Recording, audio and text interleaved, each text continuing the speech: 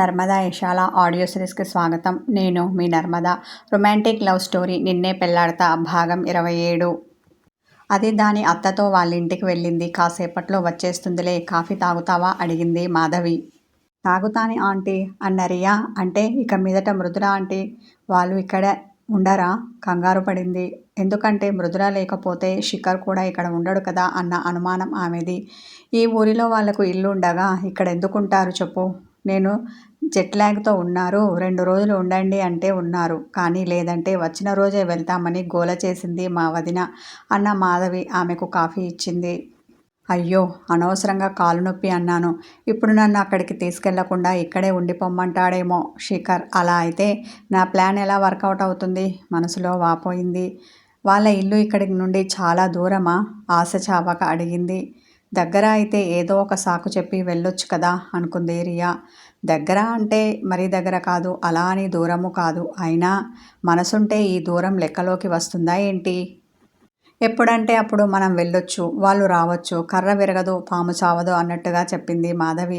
రియాకి అర్థం కాక బుర్ర గోక్కుంది. ఉదయం ఇంటికి వెళ్తున్నాను అని తల్లి చెప్పడంతో శిఖర్ తిన్నగా తన ఇంటికి వచ్చి కారుని ఆపాడు. నైనిక దిగి ఇంట్లోకి వెళ్ళగానే కార్ పార్కు చేసి తన గదికి వచ్చాడు. రావడంతోనే అతడు వాష్రూమ్కి వెళ్ళాడు. అతని గదిలో సామాను సర్దుతూ బీరువా వెనకాల ఉన్న సంయుక్త అతనికి కనిపించలేదు. పనిలో పడి అతడు రావడం ఆమె గమనించలేదు. అతడు ఫ్రెషప్ అయి తువాల చుట్టుకొని బయటికి వచ్చాడు. అప్పుడే గది సర్దడం పూర్తి చేసిన సంయుక్త అతనికి ఎదురుపడింది. నువ్వేంటిక్కడ? కళ్ళు చిన్నవి చేసి కోపంతో ఆమెను చూశాడు. అర్ధనగ్నంగా ఉన్న అతన్ని చూసి ఆమె గబుక్కున వెనక్కి తిరిగి గట్టిగా కళ్ళు మూసుకొని, బావా ముందు బాడీ షో ఆపు కంగారు పడింది. నా గదిలోకి వచ్చింది కాకుండా నన్నే అంటావా? అతడు డ్రెస్ చేసుకోకుండా కావాలని ఆమె ముందుకు వచ్చి నిలబడ్డాడు. ఆమె కళ్ళు తెరవలేదు, అతన్ని చూడలేదు. నేనేమీ నీకోసం రాలేదు, అత్తకి హెల్ప్ చేయడానికి వచ్చాను. ఎంతో కష్టపడి నీ గది అంతా నీట్గా సర్దాను, మెచ్చుకోవలసింది పోయి తిడుతున్నావు అన్న ఆమె ఉక్రోషపడి అతడు తన ముందు ఉన్నాడని తెలియక కళ్ళు తెరిచింది. అతడు డ్రెస్ చేసుకోకుండా నడుముకు చేతులు పెట్టుకొని ఆమెను చూస్తూ అలానే నిలబడి ఉండడం చూసి బిడియపడింది సంయు. కొంచెం కూడా సిగ్గనేది లేదు ఈ మనిషికి అంటూ అక్కడి నుండి వెళ్ళబోయింది.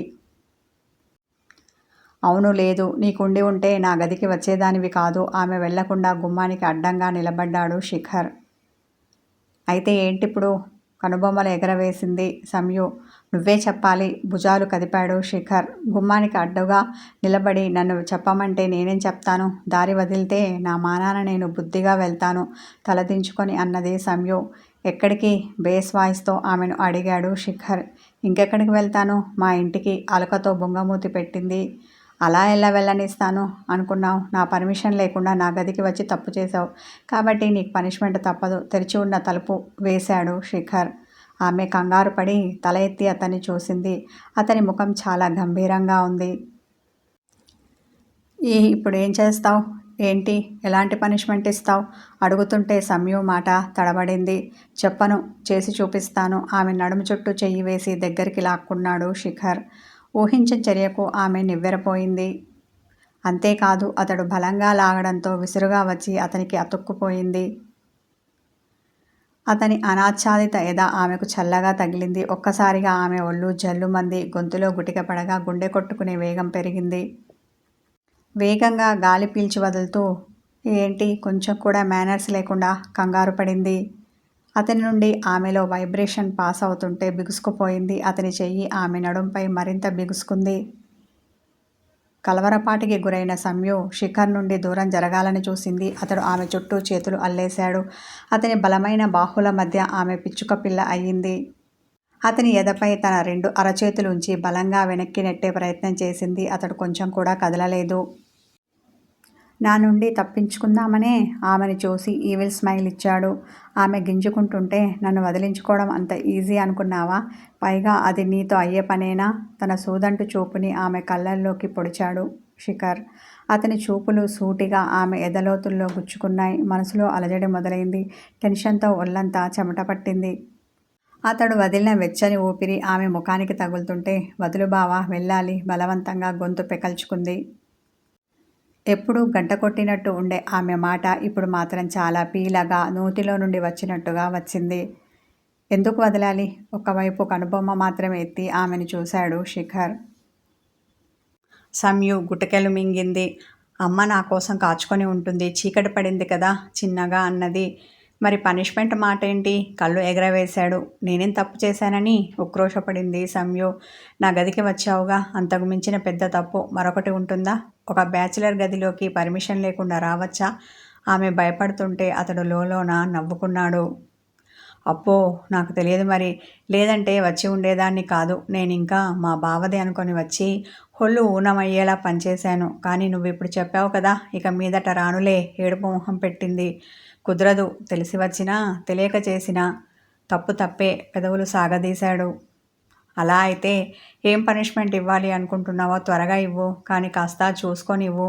నేనెంతైనా నీ మరదల్ని కదా. కఠినమైన పనిష్మెంట్ అయితే తట్టుకోలేను బేలగా అన్నది.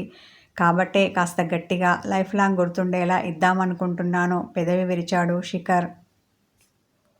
ఆమె ఉక్రోషంతో కళ్ళు పెద్దవి చేసి అతన్ని చూసింది. ఏంటి అలా చూస్తున్నావు? నమ్మకం కలగలేదా? అయితే ఉండు, ఇప్పుడే ఇచ్చేస్తాను అన్న శిఖర్ ఒక చేతిని ఆమె మెడ వెనక పోనిచ్చి మరో చేతితో ఆమె నడుం మీద వేసి మరి కాస్త దగ్గరికి తెచ్చుకొని ఆమె పెదాలను అందుకున్నాడు. భయంతో పత్తికాయల్లా విచ్చుకున్న ఆమె కళ్ళు అతడిస్తున్న ముద్దుకి మత్తుగా మూతలు పడ్డాయి. ఆమె మొదట పెనుగులాడి ఆ తర్వాత అతనికి సహకరించింది. అతడు తన ముద్దుని సుదీర్ఘంగా కొనసాగించాడు. ఆమెకు ఊపిరి తీసుకోలేక కష్టమవుతుంటే అప్పుడు వదిలాడు. దీర్ఘంగా శ్వాస తీసుకొని వదులుతూ ఆమె అలాగే కళ్ళు మూసుకొని మంత్రముగ్ధలా నిలబడింది.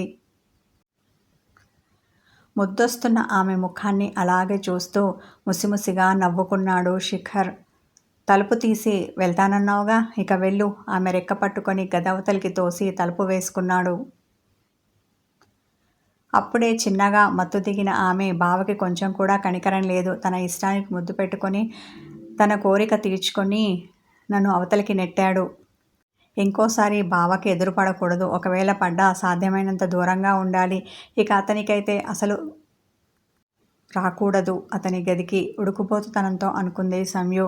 కానీ అది ఆమెకు సాధ్యమా? అతన్ని చూడకుండా మాట్లాడకుండా ఉండగలదా? అతనికి చేరువ కాకుండా ఉండడం ఆమె వల్ల అవుతుందా? ఇప్పుడేదో ఆవేశంతో అనుకుంది. కానీ హాల్లోకి వచ్చిన సంయుక్త, అత్త నేను వెళ్తున్నా, కిచెన్లో ఉన్న మృదులకి వినిపించేలా గట్టిగా చెప్పింది. ఉండవే, ఇంతసేపు ఎలాగూ ఉన్నావు కదా, భోంచేసి వెళ్ళు. అక్కడి నుండే కేక వేసి చెప్పింది మృదుల. నాకేమీ వద్దు. నా వంతు ఫుడ్ కూడా నీ కొడుక్కి పెట్టు. పాపం బాగా పనిచేసి అలసిపోయి వచ్చి ఉంటాడు కదా, పీకల్దాకా తినిపించు కోపంతో అనేసి అక్కడే హాల్లో కూర్చొని ఉన్న నిక్కీని చూసింది. వచ్చేది ఉందా? ఇక్కడే తగలడతావా? శిఖర్ మీద ఉన్న కోపమంతా నిఖిల్ మీద చూపించింది. నీకోసమే వెయిటింగ్, పద వెళ్దాం అన్న అతడు సమ్యును తీసుకొని బయలుదేరాడు.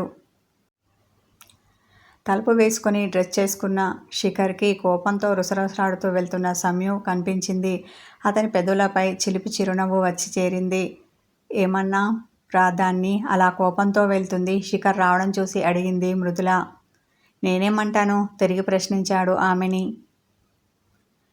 నువ్వు ఏదో అని ఉంటావు, లేదంటే అది ఎందుకు అలా వెళ్తుంది అన్న ఆమె. భోంచేద్దు గాని రా అంది. తల ఆడించి డైనింగ్ టేబుల్ దగ్గర కూర్చున్నాడు శిఖర్. ఫ్రెష్ అప్ అయి అప్పుడే నైనిక రావడంతో వాళ్ళు ముగ్గురు మాట్లాడుతూ భోంచేసే పనిలో ఉన్నారు. శిఖర్ ఇంటికి ఎలా వెళ్ళాలో తెలియక అసహనంతో హాల్లోనే కూర్చొని ఉన్న రియా సంయుక్త రావడం చూసి, నన్ను వదిలేసి ఎక్కడికి వెళ్ళావు? కమాండింగ్ వాయిస్తో అడిగింది. అసలే కోపం మీద ఉన్న సంయుక్త ఆమెను గుర్రుగా చూసి, నా మొగుడు దగ్గరికి, నీకేమైనా ప్రాబ్లమా అంటూ తన గదికి వెళ్ళింది. నీకే కాదే నా అని చెప్పు, పట్టరాని కోపంతో మనసులో అనుకుంది రియా. సంయుక్తతో పాటుగా వచ్చిన నిఖిల్ రియాని చూసి ఆమెను ఇంతకుముందు ఎక్కడో ఎప్పుడో చూసినట్టు ఉంది అనుమానపడ్డాడు. హాయ్ అని ఆమెను పలకరించి ఆమెకెదురుగా ఉన్న సోఫాలో కూర్చున్నాడు. ఆమె ముఖం చిట్లి ఇచ్చి అయిష్టతతో హాయ్ అంది. మిమ్మల్ని ఇంతకుముందు ఇక్కడ ఎప్పుడు చూడలేదు. మా అత్తకు మీరేమవుతారు? ఆమెను సూటిగా అడిగాడు. నేనేమీ కాను అన్నది రియా. అలా అయితే మా మామయ్య తరఫు బంధువా మీరు? ఆరగా అడిగాడు నిఖిల్. నేనెవరికి బంధువును కాదు, శిఖర్ సార్కి పిఏని. ఆ సార్తో వచ్చాను నెగ్లెక్ట్గా సమాధానమిచ్చింది రియా. అలా అయితే ఇక్కడెందుకున్నారు? మరింత అనుమానించాడు ఆమెని. సార్కి నేను బాగా నచ్చానట, అందుకని ఆఫీస్లోనే కాదు ఇంట్లో కూడా నాతోనే ఉండిపోమ్మని తన వెంట తెచ్చేసుకున్నారు.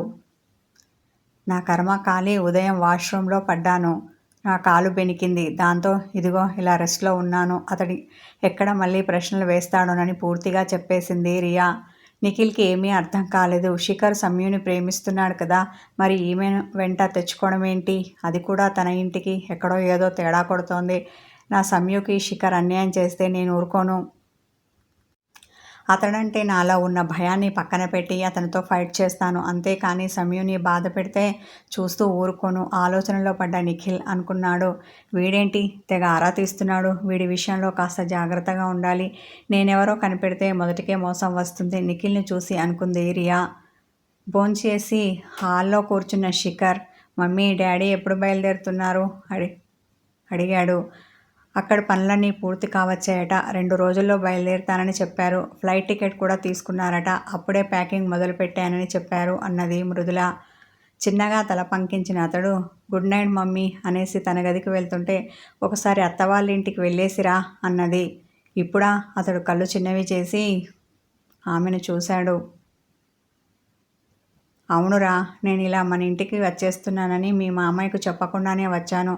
ఆయన నిన్న అనగా పని మీద వెళ్ళారు. వచ్చారో లేదో కూడా తెలియదు.